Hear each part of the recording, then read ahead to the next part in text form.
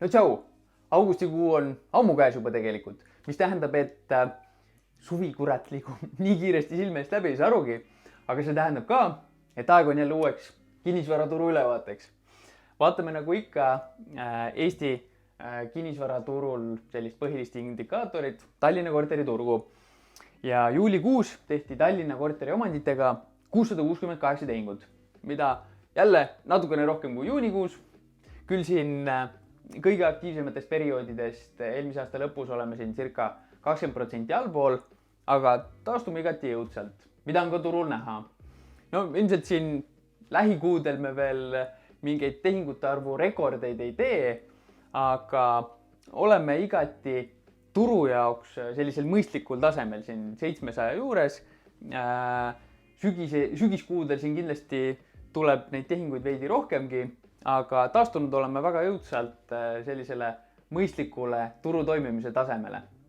Kui tehingute arv tegi läbi kiire languse, nüüd oleme siin stabiilselt taastunud, siis tehingute hind varem väga välja ei teinudki. Pigem kasvas edasi. Nüüd siis tegime sellise paraja languse läbi ja ütleks tegelikult isegi oodatud languse statistikas. Aga juulikuus siis Tallinna korteriomandite keskmine ruutmeetri hind 1986 eurot ruutmeeter, mis on tegelikult aasta taguse juuliga põhimõtteliselt samal tasemel. Ja tuletame ka meelde, juunikuus me olime kõigi aegade rekordile väga lähedal. Miks ma ütlen, et oodatud langus? Kui me vaatame statistikasse sisse, siis me näeme, et tegelikult nii see loogikale vastane hindade kasv siin kriisi tingimustes kõigi aegade rekordi lähedale, kui ka see praegune langus on pigem põhjustatud sellest, kui palju tehti tehinguid uute korteritega versus vanadega, kõrgema hinnaga versus madalama hinnaga, kui see, mis nende varade hinnad reaalsuses tegid. Siin paneelikate korteritega kõige keerulisem, see turg sai kõige rohkem pihta, aga praegu kogu see tehingute arvu kasv ongi just sealt tulnud.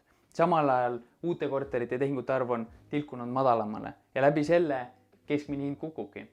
Reaalsuses, mida me maakleritena turul näeme, nõudlust on ammu juba piisavalt, et siin igasugune hinnalangus oleks peatunud. Praegu on vingematel objektidel jälle see, et kes kiiremini bronnitud saab ja pakutakse selle hinda üle, aga statistikas viitega me näeme siin mõnda aega veel madalamaid hindu.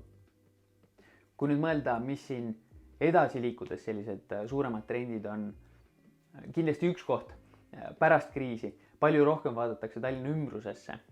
No, et oleks ikka mõnus koht, kus olla, kui siin karantiinivärk iga-aastaseks asjaks saab. Aga kindlasti see ei pane kuidagi Tallinna linna elanikkonna kasvu pöörduma. Pigem siin nõudlus Tallinna korterite vastu sügisel jälle kasvab. Küll aga üks trend, mis praegu on pöördunud, pikalt langenud pakkumiste arv on pöördunud tõusule. Päris palju on jõudnud müügiturule üürikortereid. Isegi mitte Airbnb korterid, nagu oleks võinud arvata. Pigem rohkem sellised tavalised ema-isa üürikad. Tootlus on seal kõvasti langenud, enam ei viitsita tegeleda. Need korterid, mis tühjaks jäävad, pigem pannakse müüki. Ajalooliselt tegelikult hind on ju praegu väga heal tasemel. Pigem need realiseeritakse, aga pakkumine pöördunud kasvule, samas ajalooliselt pakkumine on endiselt väga madalal tasemel, nii et see siin pigem on positiivne, et ostjatel valikut on rohkem.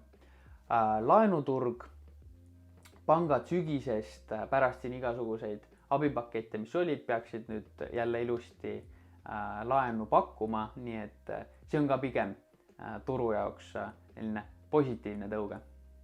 Aga jah, viite tõttu jõuab kriis statistikasse natukene hiljem, kuigi nõudlust vaadates turul mina lähen küll sügisele vastu igati positiivselt meelestatuna.